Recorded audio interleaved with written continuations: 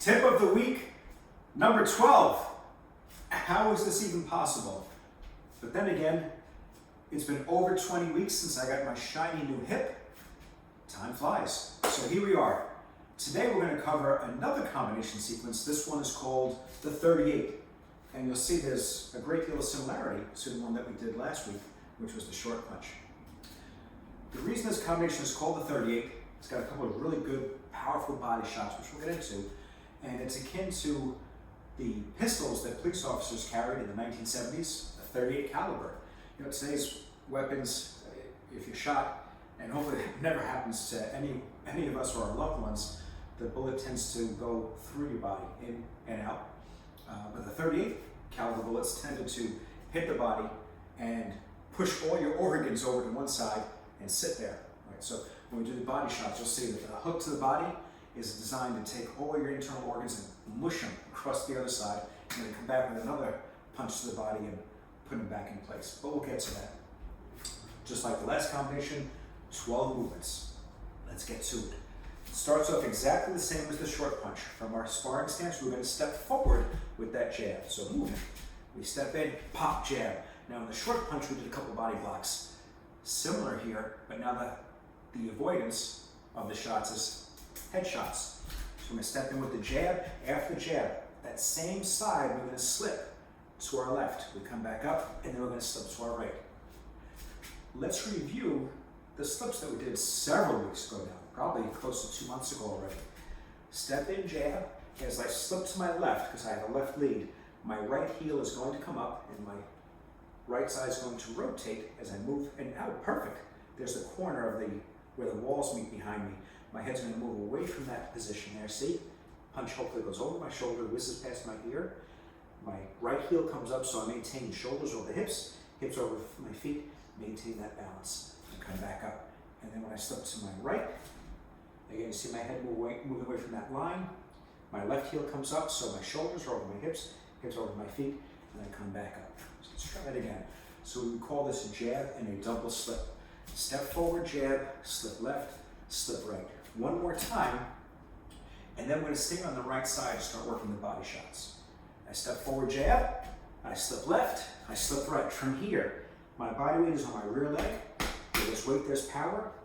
I'm going to rotate that right foot all the way around and work a hook to the body. When I work this hook, you'll see my hand starts to drop a bit, my elbow comes up, and my body rotates. I'm not swinging this arm, my whole body rotates. Palm is down, punch is coming on a slightly downward angle. I want to try to get it right across that floating rib. This is called a heart punch because you'll be striking the person on the left side, down across the floating rib, and it's on the side where the heart's closest to. It's called a heart punch. Boom. From there, my body weight now is on my left side. Again, where there's weight, there's power. My left hand drops, and I rotate. Boom. Pop. Hook to the body. Now this is similar to the 45 that we did with the short punch, but it's a lower punch. We're trying to come under the floating rib, boom, right here, and activate the liver. It's called liver punch. I know you and I have talked about that liver punch. If you've never been hit with a liver shot, let me tell you, it hit you. You get struck in the liver, it activates that, and there's a delayed reaction, and all of a sudden your body just kind of crumbles to that side, and there's not a damn thing you can do about it. It's a devastating punch. That's what we're trying to do here. Let's do that sequence again. 5 movements. 1 is the jab. 2, slip left. 2, slip right. 4, hook to the body with the palm down. 5, hook to the body but with the palm up. The rest of the combination is exactly the same as the short punch. So you already know that part. We'll cover it, but you know it already. The difference really between the two combinations, one, we're working off of body blocks and working those short punches, or 45s. This one, we're working against shots to the head using head movement rather than blocking. Movement is always better than blocking because these are hands-free. Working the head movement and then working the punches to the body. Let's put the whole sequence together because you know the rest of it. We step forward with the jab, slip to the inside. I'm sorry. You're slipping to the other person's inside, but it's your outside, if that makes sense. Then you're going to slip to your inside, which is actually the other person's outside, because the other side is here. You flip slip to the outside. Let's just call it slip left and right. to not confuse things even more than they need to be. So we step forward, jab, slip left, slip right. Right hook to the body, left hook to the body. Reload, left hook upstairs. Again, the rest of it is just like the short punch. Weave underneath, left hook, straight right, or short right if you will. Pivot in, short right, left hook. Again, this punch is going further than the target, but that's, because the hook's gonna come here, but that's how we practice martial arts. We always punch all the way through, get that full extension, so we punch through the target. It's a count of 12. Let's put it together. Ready? 1, 2, 3, 4, 5, 6, 7, 8, 9, 10, 11, and 12. And of course, we're there to add a kick if we'd like to. I want to point out the hand position on part of the combination. Let's go through it again. And this applies, of course, to both the short punch and the 38. Jab, double slip, double hooks to the body, hook upstairs. As soon as I start to weave, elbows come in, hands come up, and I weave underneath.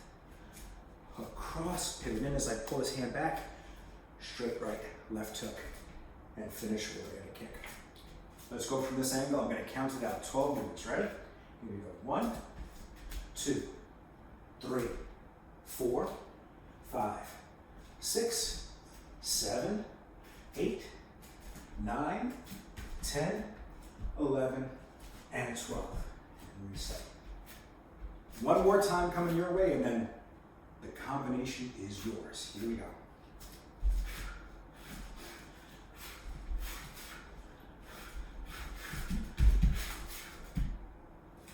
And there you have it, the combination sequence known as the 38. Over the next 3 weeks, we're going to cover the Dirty Dozen, 12 of the most basic fighting combinations that are out there. And of those 12, you want to find those 3, maybe even stretches to 4, and create what we would call your attitude techniques. Those 3 or 4 combinations that you don't need to think of, but you pull out of your back pocket when you need them to do damage.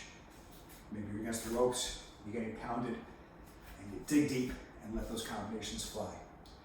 There's 12 sets, right? 12 combinations. That's why the Dirty Dozen.